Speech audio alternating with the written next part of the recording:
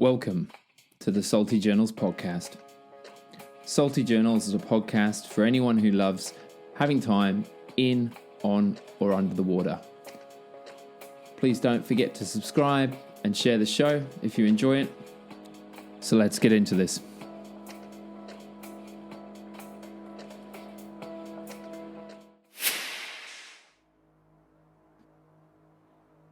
Alright guys, welcome to episode 3 of the Salty Journals podcast. For this episode we had the absolute pleasure of sitting down and talking with Dr. Bill Tai. Dr. Bill Tai was visiting Perth.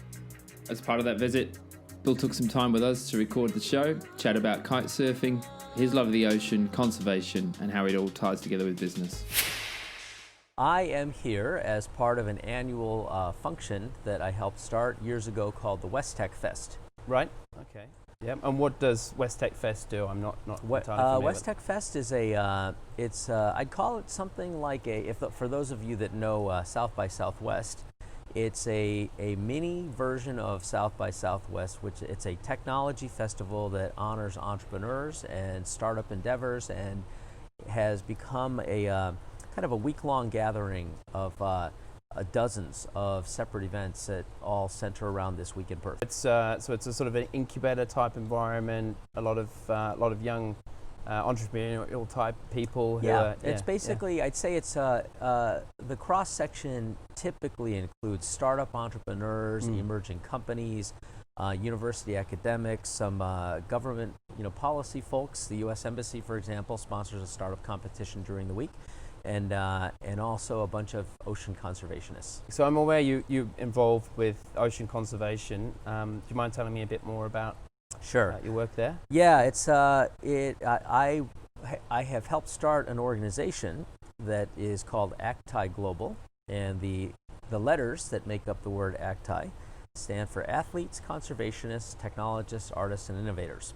Right. And it's a little bit of an unusual story, but it started as a group of people that were primarily from Silicon Valley that had a passion for water sports around windsurfing and then later kiteboarding. Right. And we would travel around places around the world that were beautiful and windy.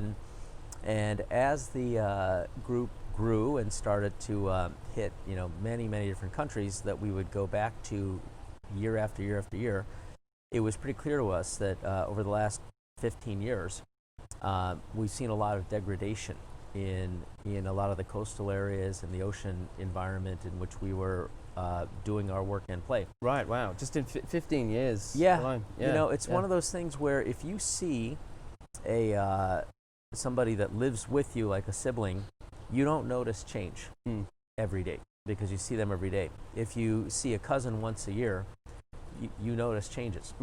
Yeah. And so as we would hit spots around the world, you would clearly see lots more plastic trash on the little tiny pieces of plastic or rubbish in the sand everywhere. And it was also pretty clear that the amount of sea life was declining.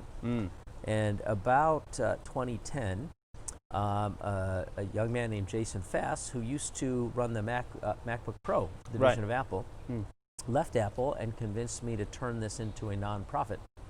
It was originally called Mai Tai for a couple of kiteboarders, Susie Mai and myself, Bill Tai. Yep.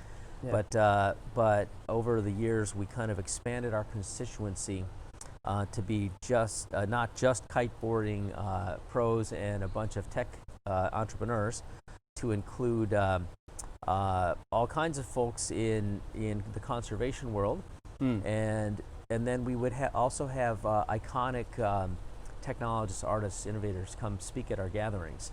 So we rebranded about 4 years ago to Acti Global. Okay, fantastic. Yeah. And so you've been in Perth for part of that tour. I mean, where are the other locations that you go to? So yeah, we have little clusters of people that are involved. Still mostly Silicon Valley. Right. There's a good contingency here across Australia, primarily Perth, but also Sydney and some other folks. And we have functions that involve frozen water. Right. We do snow kiting gatherings in Switzerland. Wow. And And then, smaller groups of us will go to Brazil and Norway, and we're holding one in Sardinia in June around longevity. Yeah, okay. Just all over the world. Wow, some really, really fantastic locations then. Yeah, great. And what have been some of the sort of landmark projects or outcomes of your work so far? Yeah, there's so we started off doing lots of little things like I think around 7 years ago we did a shark tagging expedition in the British Virgin Islands, another spot that I failed to list on the prior list. Yeah. With Sir Richard Branson, and we involved a marine scientist from University of Miami named Dr. Neil Hammerschlag. He had taken some of the work he had done and published a paper that documented the accumulation of heavy metals and other neurotoxins in apex predators. Right. So was very specific about the accumulation of things inside shark fins that could cause brain damage over time, and a link to those chemicals in Alzheimer's. So in that case, we did the tagging expedition. Some of the data that we collected was later used to ban shark hunting throughout the Caribbean there.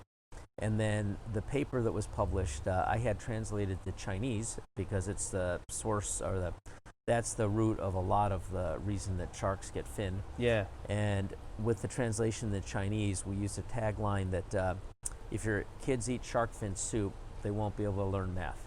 Wow. Okay, so it hits home. Yeah, it was an attention-grabbing title for people of Asian ancestry, and I think it probably had some impact. The paper was published on Richard Branson's blog and went viral. Yeah. So it was, I think, a good thing to do. We've also done some things here in Australia. Dr. Sylvia Earle is a world-renowned ocean conservationist that we got behind to help her with a program she started called the Hope Spot program.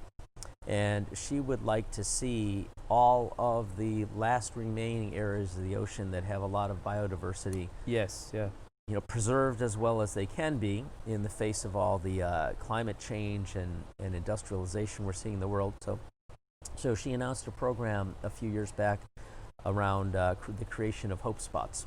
Right. And our crew went out to the Braless Islands here on the western coast of Australia. And it's a little bit remote, and it's amazingly remote location. I can't remember. I think it's about 40 nautical miles off the coast there. Yes. But that's already 6 hours north of Perth, which is pretty much the only, if you want to call it civilization in Western Australia. Yeah. So our journey from California, with connections, 26 hours to Perth, 7 hours north to Geraldton, and then getting on little planes in Geraldton and flying 40 miles out into the ocean to land on the only little island there long enough to have a runway. And then we had a boat meet us out there that could sleep 40.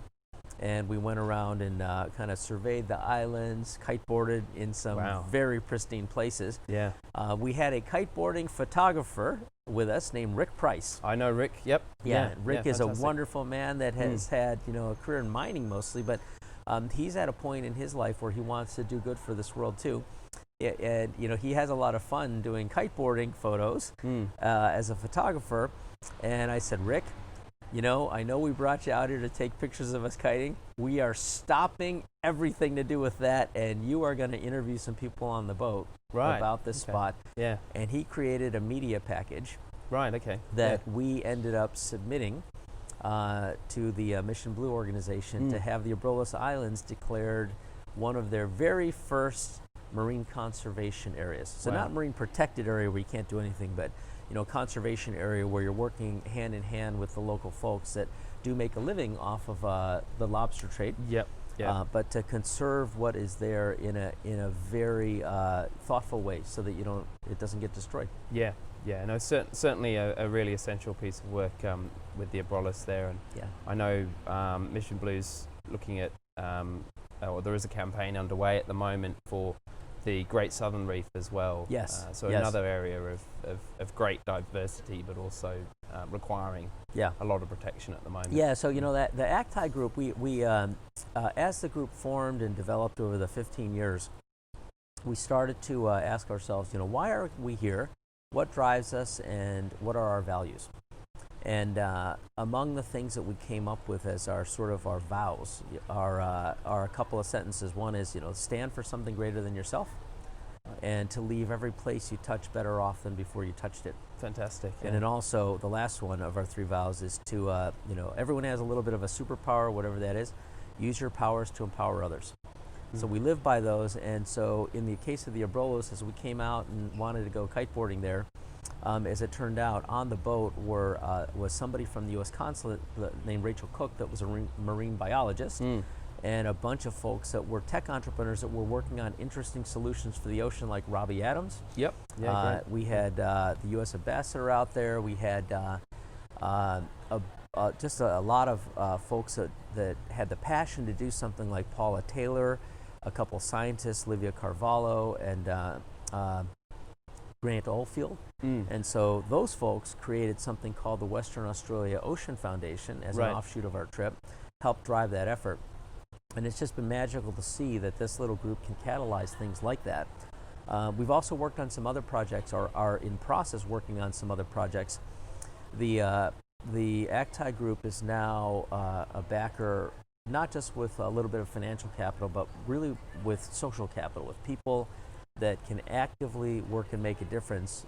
We did choose also the Acti acronym as something that represented active conservation. Right. Not just a bunch of people sitting around talking about things, but we're sort of company builders and people that are oriented to just getting stuff done.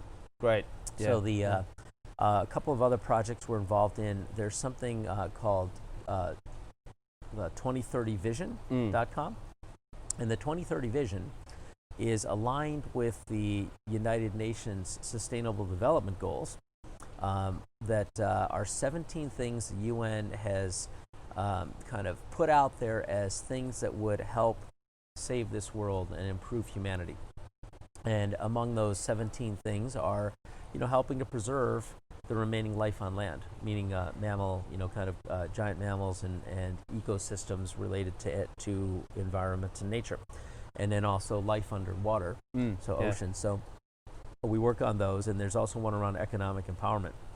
So those being the kinds of things we do, the 2030 Vision is a nonprofit established by ARM Corporation, which is the world's largest supplier of microprocessor cores. Right. Yep. And also a group called Project Everyone, which was the creator of the campaign around the United Nations Sustainable Development Goals. So anytime you see that little circular pin with the color bands, they created that, or the colored blocks for the 17 things.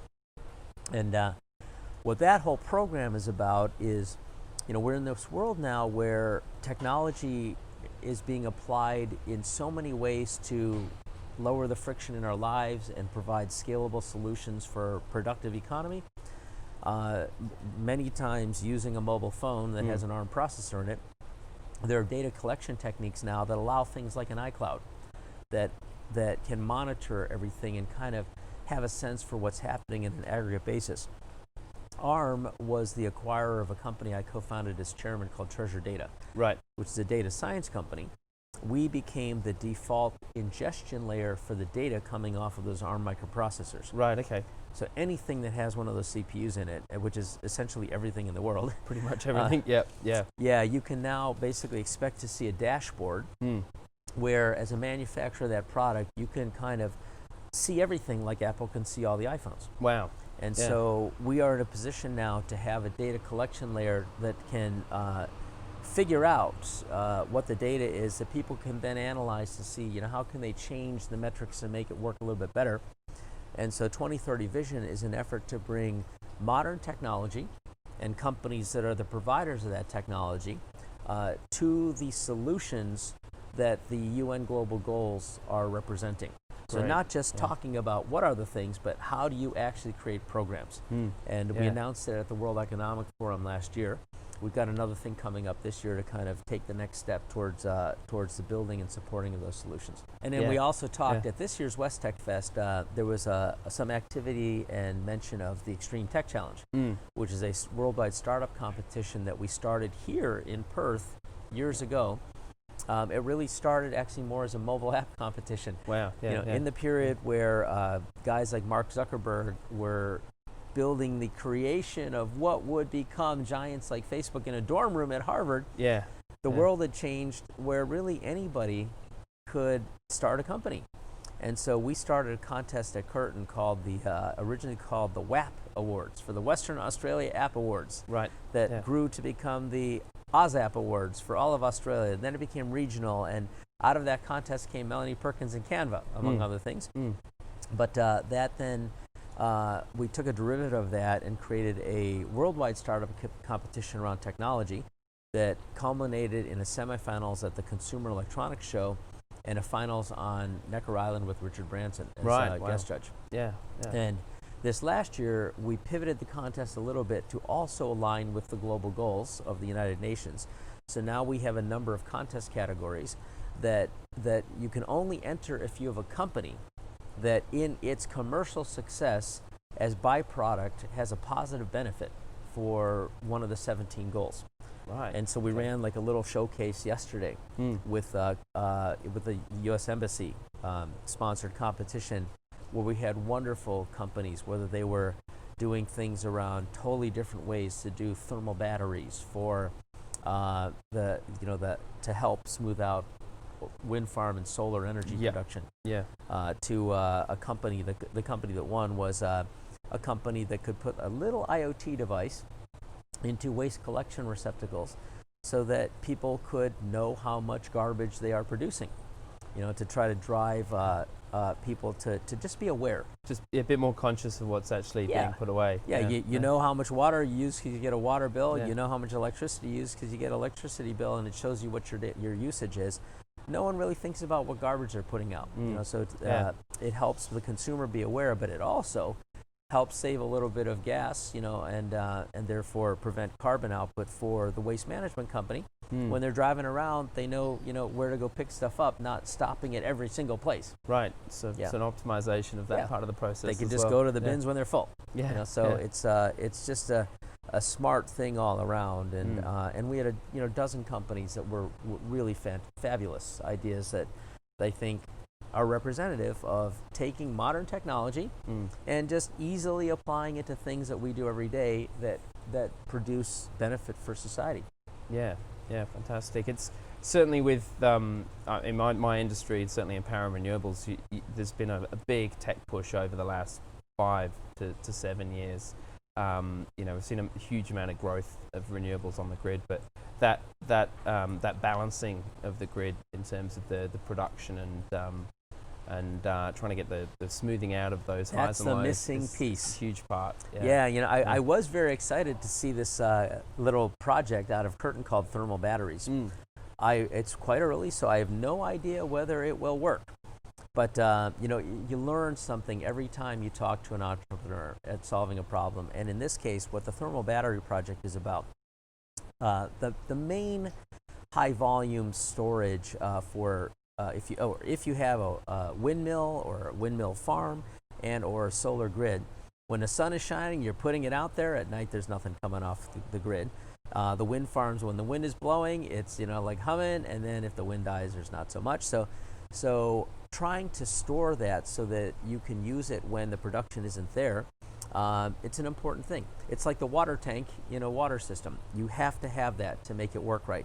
And the cost of storage today is quite expensive because it's primarily based on gigantic lithium batteries. And that's a very high cost component that is also toxic. Produces a lot of unwanted side effects, and you got to get rid of that stuff at some point. There's another way that people store electricity by taking the electricity to generate heat to melt salt. So molten salt, and it stores up the energy in this sort of melted sand that then the heat can be released and used to power a Stirling engine to then turn it back into electricity. The cost of something like that is about 15%, so 85% cheaper than lithium ion. But it's a little dangerous to work with, hard to work with. And then these guys with the thermal battery company out of Curtin have found a way to use limestone Okay. And with a little bit of treatment in a process where they treat the limestone, they can heat the limestone up. It releases carbon dioxide gas into a tank, so you save it. And then it's far more efficient. The battery can go to a much higher temperature, and it's about 1/10 of the cost of the salt batteries. So you go from lithium ion at call it $1, and the molten salt at 15 cents, 1.5 cents. Yeah, huge cost savings. Yeah, so if it can be put into production, WA has a lot of limestone. Yep. Yeah. And there may be a breakthrough technology there that allows you to combine wind and solar and other renewables, so you're not burning oil, and there's consistent supply. So looking forward to hearing more about that project when it evolves. Yeah, sounds like some really fascinating projects and great space to be in with a lot of very creative, entrepreneurial and young people as well. The time has come. Making changes. Yeah. Very much so. So one question we always ask on the podcast is about one of your earliest experiences or memories of the ocean. I mean, what's the point for you where you thought, I really want to be involved in either ocean protection or just on or in the water? I mean, is there a time that you can think back to that would be that moment? Boy, it was probably around, so when I was younger, I would often go to Maui. Right. So I live in California, which is coastal for sure, and California has a very rugged, wild Pacific Ocean cliffs and big waves, huge waves. Yeah, and it's relatively well preserved because there's not a lot in Northern California of buildings around it, and it's a little rough to sail there, a little hard to windsurf there. So I would often take a 5-hour flight to Maui, Hawaii, which was really convenient, nice and warm and sunny. And I started doing that in the 90s. Right. Okay. Yeah. And then I think around 2000, I'm guessing around 2004, 5, 6. I just started to, I would rock up to Ka'a Point was my main place where I would kiteboard. At that time, I had shifted from windsurfing to kiteboarding. I'd rock up to, Ka'a Point, and for whatever reason, I'm a little bit OCD, and so when I see garbage around places, I'll pick it up. Yeah. And I was at Ka'a Point, and I'd see this like a bottle top, throw it away, and then all of a sudden it became like every 2 steps there was garbage, and there was no end. And I was like, I didn't. Maybe I wasn't aware, but I don't remember this much garbage in the sand. And I literally used to be able to go there and kind of clean up the area, and it was impossible. And it wasn't like in your face because the garbage had been broken down into little pieces. And I was looking at the sand, and I was like, it's not just sand anymore. It's like a mixture of sand and garbage. It's like, why is there so much of it? We're in Hawaii, out in the middle of the ocean, and I mean, there's some people here, a bunch of tourists come by, but there's not that many people here. Where does it all come from? And then I started to read about, places where you would see it. It was just becoming far more visible everywhere in the world at volume. And you'd see pictures of river mouths in India or the Philippines or Indonesia that literally were completely covered where you could not see the water. And I was like, wow, how does that even happen? And it made me think, it made me ask the question, can it actually be stopped at all? You look at the volume there and it's actually I have to say there's another time. I went to Bali in, I think it was 1996, and I was on the west coast of Bali at a beach, and it was the most beautiful moment because the sun was setting, and you could see through the waves that were rolling in, and there were dolphins swimming in the waves. Very picturesque. Yeah, so here I'm sitting on the beach looking at silhouettes of dolphins swimming through a wave with the sun going down. I was like, wow, this is the most beautiful place I've ever seen. And I go home in a really good mood. And the next morning, I get up and I go out to go take a drive at wherever I was going to the next beach. And I see plastic bags everywhere. Yeah. I don't know if have you been to Bali? Yeah, I've spent time in Indonesia, and it can be as much as a change of current or wind direction or something. But it's it can be, when you're surfing, you can put your hands through with a paddle and come up with a bunch of bags on your hands. It's amazing. It's amazing how many plastic bags there are there. Yeah. It really is stunning. Yeah. And I think that maybe it was that moment. I think it was that moment. So it was probably around 1994 where I started to think about it, and then it was probably around 2006 where I thought, you know what, we've got this community of people. We should start to do something. And when Jason triggered that, let's turn this into a nonprofit and do something about it. Yeah, great. I was like, we'll go for it. Let's do it. Yeah, fantastic. Yeah. No, that's it's good to hear. Good to hear. So you started out as a windsurfer. Yes. I mean, could cause a bit of friction between us. Really joking. But yeah, so it was windsurfing initially, and then you saw a lot of people start kite surfing around you and thought, I'll give that a go. Or I was so we had this little core crew in Silicon Valley that were involved in windsurfing, and as I just feel so lucky that somehow I've always had great and interesting people in my life, and I don't know how it happened, but back in the 90s. There were a bunch of people that I would windsurf with that were just like, to me, regular folks. Yeah. But one of them, the guy we started with in his apartment at Sugar Cove in Paia, Maui, Ken Goldman. Mm-hmm. He ended up becoming the CFO of VLSI Technology, Cypress Semiconductor, Sybase, Excite at Home, Fortinet, and Yahoo. He took a lot of those companies public. And he's been one of our core crew for a long time. There was another guy that was just a startup entrepreneur that was president of a silicon company that made VGA controller graphics adapters called Oak Technologies. And his name, Young Sohn. Young became, he's now one of the co-CEOs of Samsung. Wow. He's a president, chief strategy officer. Yeah. He's the guy that I started windsurfing with. Yeah. But anyway, so Ken Goldman and those folks, we used to go to Maui to windsurf. In 1999 or 2000, a group of us tech folks went with a couple of wave sailing pros that would ride down the face of Jaws. Wow. There was one named Sierra Emery that was with us. And we went wave sailing on the coast of Mexico at a place called Punta San Carlos. Right, okay. And it's a place where the wave hits a point and it breaks, and the wave can roll for 20 minutes. Oh, wow. And so if you time it right and catch that, you can literally ride up and down the face of a wave for 10 or 15 minutes. Sounds amazing. And sounds beautiful. Unusual because in most places the wind will either come off the back of the wave or right into the front. Yeah, so it chops it off, drops it in, or just pushes it up too much and breaks it. In this place, it's across the face because of where it breaks.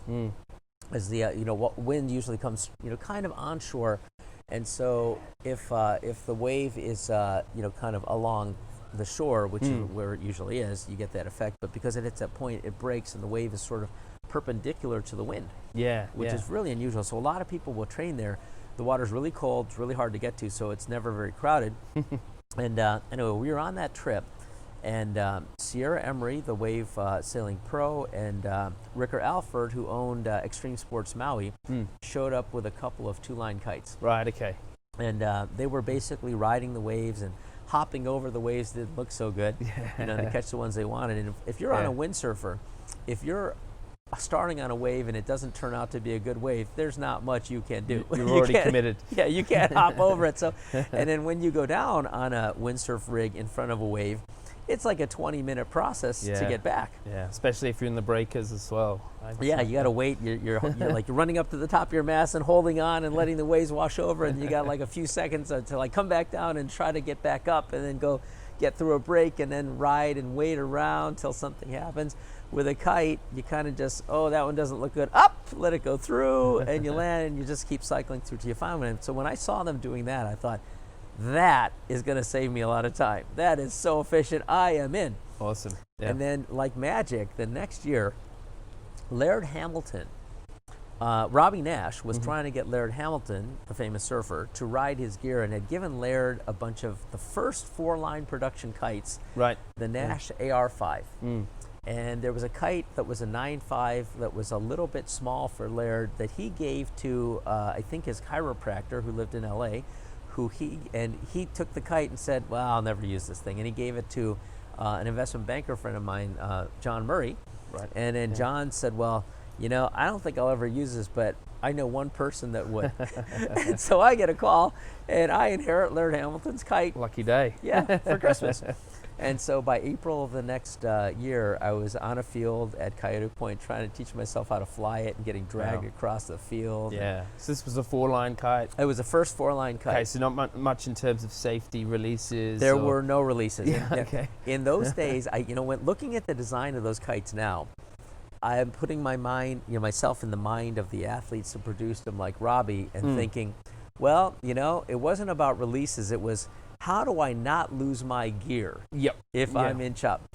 So that kite, it had no releases. It had a strap that tied it to your body, Velcro strap connected to one of the lines of the kite so that you could let go. It would depower a little bit and flag, but you wouldn't lose it. So that sounds sounds really intense in terms of getting yourself going. So it's been love since then for the sport. You've thoroughly connected with kite surfing. It's one of those things where you have a lot of power in your hands, and if you can steer it right, it's magical. But the path to getting there is kind of hard, And I think what I came to realize over years is that, and as it turns out, there's a very big intersection between tech entrepreneurs and kiteboarders. And I didn't really understand why initially, but I think what it is that the kind of personality that is willing to step out of the mainstream and, in the face of total uncertainty, decide, I'm going to try to start a company, and there's literally a million unsolved variables that are moving at the same time. It attracts a certain kind of personality, because you can't handle that level of the giant multivariate equation in the face of uncertainty unless you're wired a certain way. And so that's exactly what kiteboarding is. If you think about kiteboarding, and all the things that are like going on, wind conditions and waves and swell and shifts in direction and the variability and the side cut of your board and the size of your fin and what size kite do I have? Is it a sea kite? Is it a bow kite? What's the shape? There's so many things that have to distill into the activity. And when you are riding, you are effectively failing 99% of the time. And the only reason you don't fall down is that you're holding all those variables in a little ball and keeping the thing together for that magical moment. And so I think the people that start companies, when they try out kiteboarding, they're like, oh, this feels pretty normal to me. I'm just going to go give it a shot. I mean, there's that risk-taking element as well, the willingness, like you said, to step out and push. And I guess you're not always going to be happy with just the level of riding that you're on as well. There's always constant change, progression, and being familiar with change. You have to love uncertainty and love a dynamic environment to like either the startup world or the sport of kiteboarding. If you're looking for a serene experience, you can get there, but it's many years before you can touch that point where you like kind of lock into your zone and just cruise without disturbance. But then any moment something can go wrong. So it's not for everybody. But if you love it, it says a lot about you. Great. And have you had any big slip ups with kite surfing? Oh, I've been in the Maui Memorial. They know me they used to know me in the Maui Memorial Yard. I've ended up there a couple of times getting stitched up, and there was a time where I got sucked out to sea under the Golden Gate Bridge. Wow. Okay. Along with my friend Young Soon, who I mentioned earlier, is now the Chief Strategy Officer of Samsung. We got our kites. We had some gear failure under the Golden Gate Bridge and ended up getting sucked out towards the Farallones in the fog, in high current. Okay. With tanker ships going through. and it was pretty hairy. But that was the one time in 15 years of 15 years of windsurfing and 19 years of kitesurfing that I had to be rescued by the Coast Guard. Okay, so you actually got plucked out of the water. I was rescued by the Coast Guard. Yes. Must have been a reassuring feeling being pulled out. It was great when they pulled up. I loved seeing the boat when it pulled up. All right. Well, thank you, Bill. Really appreciate your time today. Thank you, Josh. A lot of really insightful. Yeah, always fun to recount these stories. Yeah. Okay. Yeah, brilliant. Thanks for that. Okay, guys. Hope you enjoyed the show as much as I did. Sitting down with Bill was thoroughly enjoyable from start to finish. He's a really quite creative thinker and very inspiring person.